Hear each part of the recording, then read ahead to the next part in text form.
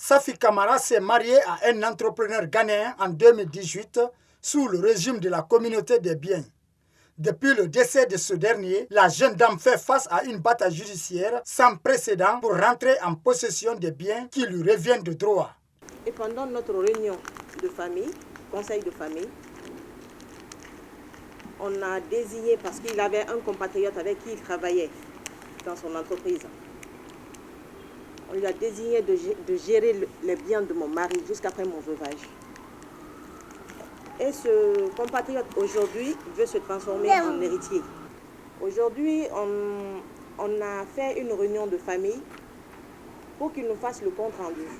Et c'est ce que le monsieur n'a pas aimé, qu'il n'a pas du tout digéré.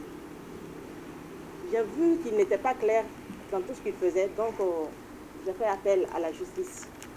J'ai cherché un avocat pour me représenter au tribunal.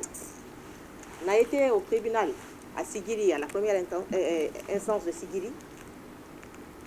On a eu à déposer des requêtes que le président n'a pas acceptées. Il n'a pas accepté, il n'a pas fait de commentaires. Il a refusé nos demandes sans motif.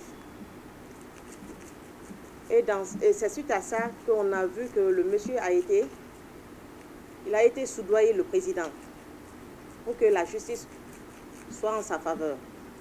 Après plusieurs batailles judiciaires au TPI de Sigiri, sans être rétabli dans ses droits pour l'accès aux biens de son mari, le dossier a été transféré à Kankan.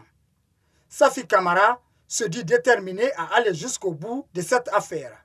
Maintenant, je lance un appel à l'État guinéen de m'aider afin d'obtenir justice, afin que le droit guinéen soit respecté, la loi guinéenne soit respectée. Je suis légalement mariée à ce monsieur, devant Dieu, devant les hommes. Je ne demande pas plus que mes droits. Tout ce que je veux, c'est ce qu'on dit le droit. Aujourd'hui, j'ai besoin du soutien de tout un chacun. Je suis une femme sans défense. La loi guinéenne, vraiment, j'ai eu à discuter avec ces gens-là. Ils m'ont dit quelque chose qu'aujourd'hui j'ai honte, mais je vais vous le dévoiler aujourd'hui. Le gars a osé me dire qu'en Guinée, que si tu as l'argent, même si tu es un étranger, que tu as la loi à tes côtés.